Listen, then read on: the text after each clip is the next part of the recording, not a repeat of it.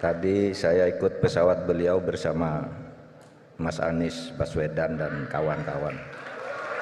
Ada di sini Mas Anies bersama Bu Yusuf Kalla.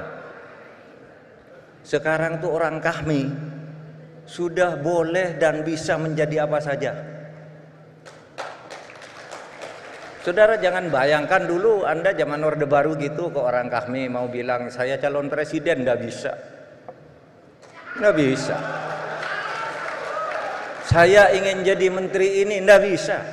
Di zaman Orde Baru harus lewat satu pintu screening yang sangat mencekam. Mau sekolah saja kalau orang Kahmi dulu, orang lulusan HMI gitu, dosen-dosen itu ditahan. Mapnya di meja, ini HMI, ini HMI. Tapi begitu Orde Baru, coba sekarang Pak Arief Satria bisa jadi rektor, Rohmin Dahuri jadi menteri, Pak Yusuf Kalla jadi menteri. Nah oleh sebab itu mari kita manfaatkan bahwa itu masih kurang, itu iya. Sekarang sudah terbuka di tempat kita bisa memilih, bisa mengajukan calon, bisa mencalonkan diri, bisa juga bisa membeli lembaga survei, bisa. Masalah hukum itu berat, saudara, berat, mafianya di mana-mana. Kalau ada orang memperbaiki disikat, gitu. Ada jaksa gitu di suatu tempat, nangani korupsi satu daerah, sesudah kencang-kencang itu dipindah dia ke satu tempat, ini mulai lagi dari nol. Masih mau ngejar koruptor, tarik lagi. Polisi juga banyak yang begitu. Dan itu berlapis di berbagai institusi.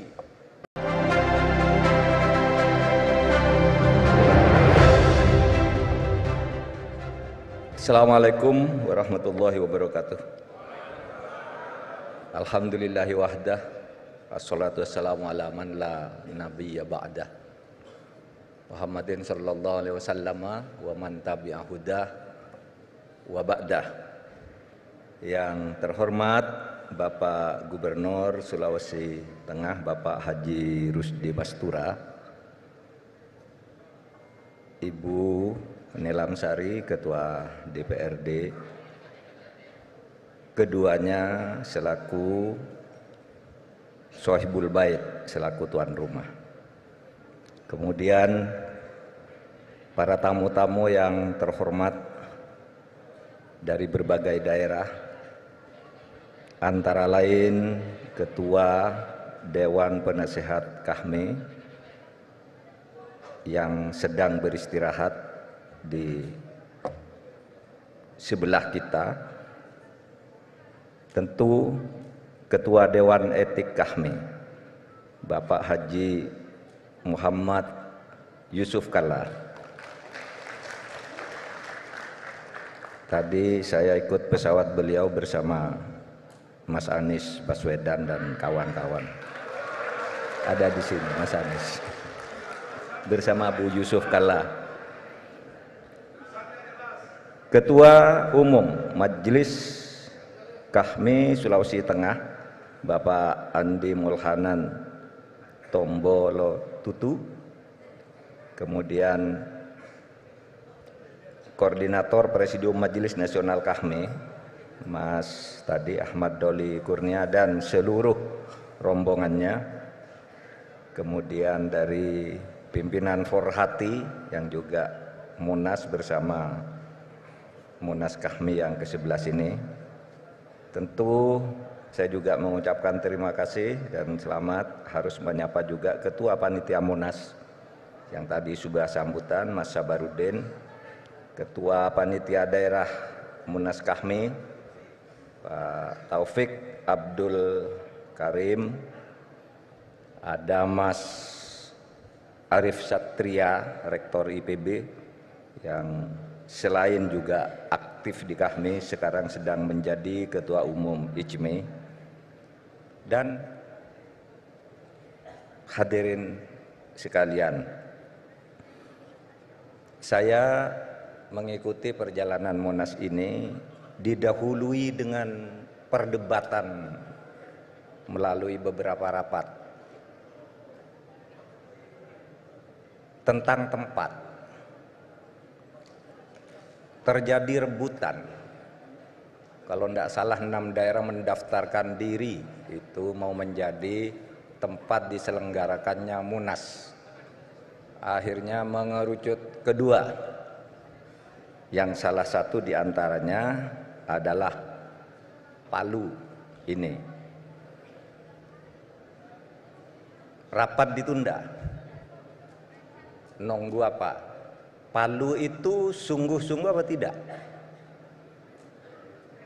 Buat surat pernyataan dalam waktu, kalau tidak salah seminggu gitu, harus sudah menyampaikan surat pernyataan bahwa siap dengan segala sesuatunya. Lobby-lobby dilakukan oleh teman-teman Kahmi Palu, termasuk itu Ketua Balik DPR Pak Arif Supratman datang enggak nih? Pak Supratman itu melobi tolong diadakan di Palu Bang gitu. Banyak yang melobi dan akhirnya diputuskan di Palu. Seperti pada malam hari ini kita mulai dengan gala dinner. Karena begini, tadi saya diskusi dengan Pak Gubernur itu. Apa arti biaya? Misalnya 14 atau 15 miliar untuk sebuah munas yang sangat penting ini. Karena kalau teman-teman di daerah berhasil mengusahakan 15 miliar, kata Pak Gubernur tadi, nanti daerah Palu itu bisa mendapat triliunan dari para alumni Kahmi untuk pembangunan ini, pembangunan itu dan sebagainya. Oleh sebab itu cara ngitungnya Pak Gubernur itu sudah benar. Di sini nih banyak pengusaha-pengusaha besar, pada HIPME, ada direktur bank, ada apa gitu, banyak, nanti proyeknya dibawa ke sini semua, kecil tuh 15 miliar.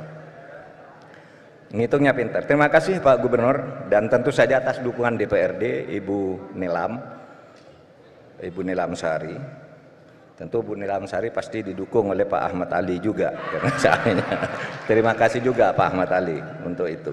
Nah, saudara sekalian, saya singkat saja mengucapkan terima kasih kepada Sulawesi Tengah, Pemdanya, HMI-nya, ormasnya, masyarakatnya yang telah menampung atau menyediakan tempat ini sebagai arena Munas ke-11.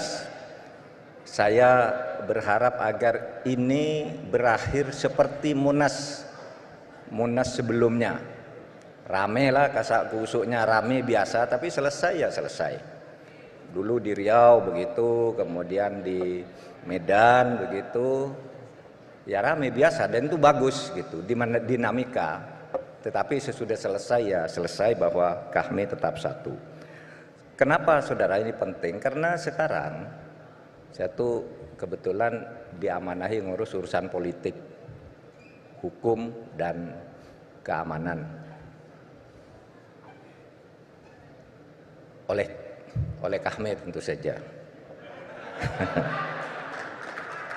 Gini, sekarang ini di bidang politik kita sudah banyak sekali kemajuan. Tentu kritik-kritik bisa dilancarkan setiap saat. Tetapi bagi Kahmi, kalau mau mencatat dengan sungguh-sungguh, ini satu kemajuan. Sekarang tuh orang Kahmi sudah boleh dan bisa menjadi apa saja. Saudara jangan bayangkan dulu Anda zaman Orde Baru gitu, ke orang Kahmi mau bilang saya calon presiden, nggak bisa. Nggak bisa. Saya ingin jadi menteri ini, nggak bisa. Di zaman Orde Baru harus lewat satu pintu screening yang sangat mencekam. Mau sekolah saja, kalau orang Kahmi dulu, orang lulusan HMI gitu, dosen-dosen itu ditahan. Mapnya di meja, ini HMI, ini HMI. Tapi begitu Orde Baru, coba sekarang Pak Arif Satria bisa jadi rektor, Rohmen Dahuri jadi menteri, Pak Yusuf Kalla jadi menteri. Nah, oleh sebab itu mari kita manfaatkan bahwa itu masih kurang, itu iya. Sekarang sudah terbuka di tempat kita bisa memilih, bisa mengajukan calon, bisa mencalonkan diri, bisa juga bisa membeli lembaga survei, bisa. Saudara, dulu zaman Orde Baru itu enggak boleh ada survei. 5 tahun sebelum pemilu hasilnya sudah ada, yang menang Golkar, presidennya Pak Harto, itu dulu.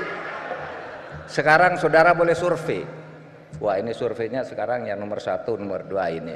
Ada ya, kok saya belum masuk, bayar dong, masukkan saya, boleh. Karena ini demokrasi sudah tumbuh, bahwa ini harus diperbaiki, mari perbaiki bersama-sama.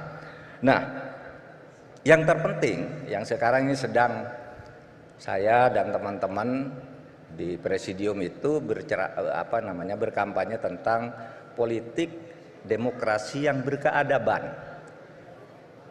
Bukan hanya sekedar ya demokrasi, tapi berkeadaban. Memberi contoh yang baik. Jangan saling membantai, saling memfitnah, saling menjelekkan, silakan aja. Berkeadaban. Jangan juga membeli. Ini yang harus dicontohkan oleh kami, karena saudara, kalau saya bayangkan kami itu, coba bayangkan di tahun 47 itu, saudara, tahun 48 kami ini pernah mengadakan dies natalis di sebuah kandang sapi di desa Tegalayang di Bantul. Karena pada waktu berpikir gimana caranya agar Indonesia betul-betul merdeka, sesudah itu anak-anak Islam bisa masuk ikut mengurus pemerintahan di Indonesia ini, mencetak kader bangsa. Dan sekarang pintu terbuka luas di depan kita. Tinggal kita mau berkhianat terhadap idealisme itu, ataukah kita mau memelihara idealisme itu. Itu yang penting bagi kita. Nah, oleh sebab itu saya mengucapkan selamat kepada Monas ini, dan sebagai menteri yang juga diamanai ngurus hukum, saya ingin katakan satu hal, sebisa mungkin dari posisi kita masing-masing. Tidak bisa menyelesaikan masalah hukum semuanya. Masalah hukum itu berat, saudara. Berat, mafianya di mana-mana. Kalau ada orang memperbaiki, disikat. Gitu. Ada jaksa gitu di suatu tempat, nangani korupsi satu daerah, sesudah kencang-kencang itu dipindah dia ke satu tempat, ini mulai lagi dari nol. Masih mau ngejar koruptor, tarik lagi. Polisi juga banyak yang begitu. Dan itu berlapis di berbagai institusi. Nah, maka saya katakan, saudara, kita sebagai orang alumni HMI berpedoman pada hadis Nabi, sebisa yang bisa kita lakukan. Yaitu apa? Suatu negara itu akan hancur kalau diperintah dengan ugal-ugalan, dengan cara melanggar hukum, cepat atau lambat. Sehingga ketika Nabi diajak berkolusi oleh seseorang untuk meminta, tolong Nabi, anak saya jangan dihukum meskipun melakukan kesalahan, karena saya ini malu, berapapun mau saya ganti, tapi jangan dihukum. Tapi Nabi mengatakan begini, tahu enggak kamu, hancurnya negara-negara besar sebelum kita ini, dulu zaman Nabi itu kan ada Persia, Mesir, India, Cina, besar-besar. Hancurnya mereka itu semua karena kalau ada orang salah dan orang itu punya kedudukan dan kekayaan, mereka dilepaskan. Tapi kalau ada orang kecil bersalah, langsung dihukum. Maka kata Nabi dalam hadis yang sering dihafal oleh kita semua, fa ayyamallah lau anna Fatimah binti Muhammad saraqat saqatatu yadaha. Demi Allah, di mana saya ada dalam kekuasaannya, kalaupun anakku Siti Fatimah mencuri, saya potong tangannya. Karena saya ingin negara tidak hancur. Sehingga hadis Nabi ini kemudian diformulasi dengan sangat indah oleh Sayyidina Ali, yang kemudian dikutip oleh Ibnu Taimiyah. Apa bunyinya? Tabqa ad-daulah al-adilah wa in kanat kafiratan. Akan kuat dan abadi suatu negara yang dipimpin dengan adil, dengan tegaknya hukum, meskipun mungkin pemimpinnya itu kafir. Saya tidak mengatakan kita milih pemimpin kafir, enggak, tapi ini mengatakan keadilan itu lebih penting dari status keagamaan. Itu Sayyidina Ali loh, jangan marah ke saya, nanti marah pula ke saya. Wa tafna ad-daulah adz-dzalimah wa in kanat kafiratan. Ini Ibnu Taimiyah yang sering dikutip oleh senior kita, Nurholis Majid. Akan hancur suatu negara yang dipimpin dengan dolim dan tidak adil, meskipun ya, negara itu Muslim, Islam, tapi akan kuat dan abadi suatu negara yang dipimpin dengan adil, meskipun mungkin saja masyarakat, nama negaranya dan pemimpinnya kafir, minimal kafir nikmat. Jadi saya tutup, tabqa ad-daulah al-adilah wa in kanat kafiratan wa tafna ad-daulah adz-dzalimah wa in kanat muslimatan. Akan kuat suatu negara yang dipimpin dengan adil dan abadi dia, meskipun mungkin formalitasnya sepertinya tidak terlalu islami, dan akan hancur suatu negara yang dipimpin dengan dolim, meskipun mungkin disebut-sebut ini Islam. Assalamualaikum warahmatullahi wabarakatuh. Warahmatullahi wabarakatuh.